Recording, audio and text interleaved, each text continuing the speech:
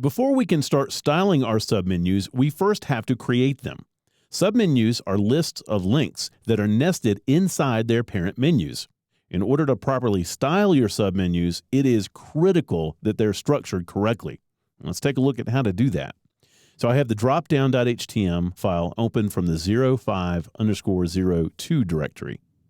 I've scrolled down in the code a little bit so I could focus on our existing menu.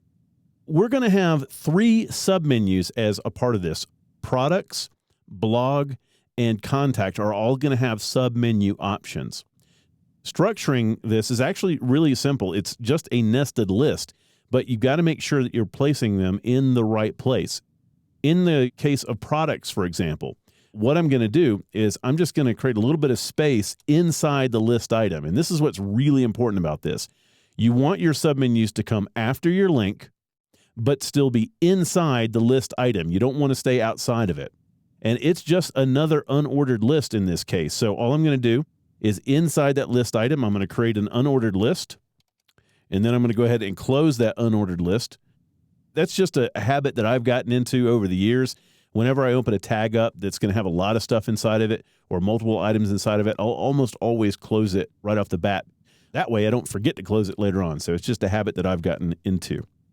Inside this, we're going to have our first list item, and it's just going to be structured exactly like the menu. Inside this list item, there's going to be a link, and this one is going to go href to laptops.htm. I'm just going to give it a title of laptops, and then the text is just going to read laptops.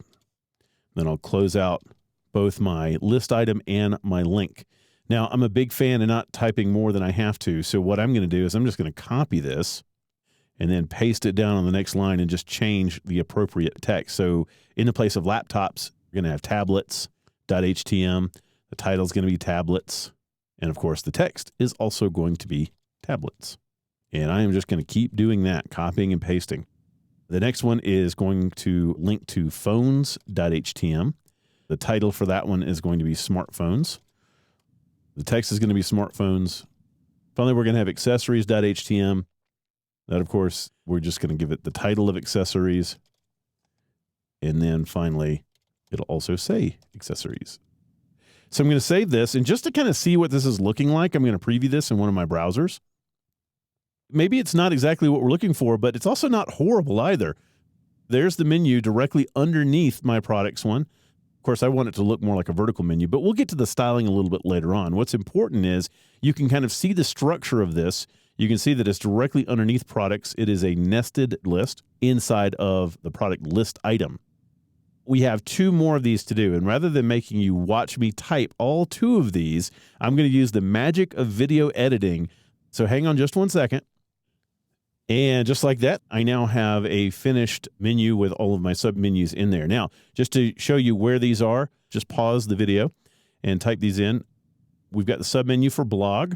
It's going to have the recent articles, archives, and Hall of Fame.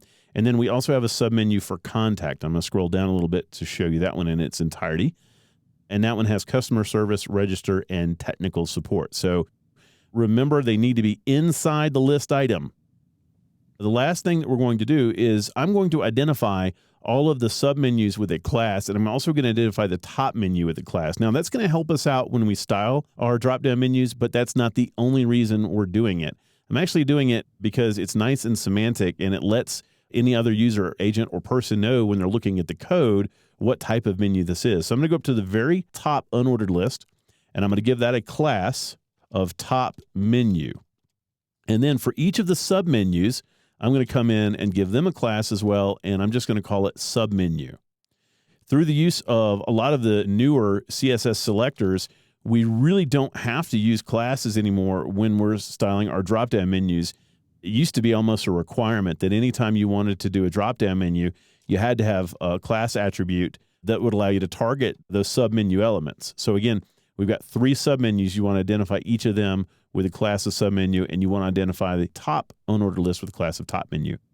But these days, we actually have a lot of really cool selector types that allow us to target specific items and really filter out what you're selecting. So we don't necessarily need to go that route anymore. And I've seen a lot of tutorials online where people will do drop-down menus and they'll say, well, you don't need to use classes anymore. And that's true. That's absolutely accurate. However, I continue these classes for a couple of reasons. Number one, it does make it a little bit easier for you to style, and you don't have to rely on selectors that might not see support in some of the older browsers. But number two, it's just a little bit more semantic. Now, as you're looking through the code, it's really easy to identify when you're looking at a submenu versus when you're looking at a top-level menu. So that's the reason that I use classes. The structure of our menu and all of our submenus is now finished. We're ready to go ahead and start styling it now. But before we do that, I just want to reiterate that the most important thing for you to remember here is where you locate the submenus. Remember that you want to locate them within the list item that it represents and not inside the anchor element. If you fail to nest that list properly, it's going to result in not only invalid code, but it's also going to result in drop-down menus that are going to be impossible for you to style. So make sure that you're paying extra attention to your page structure as you code your submenus.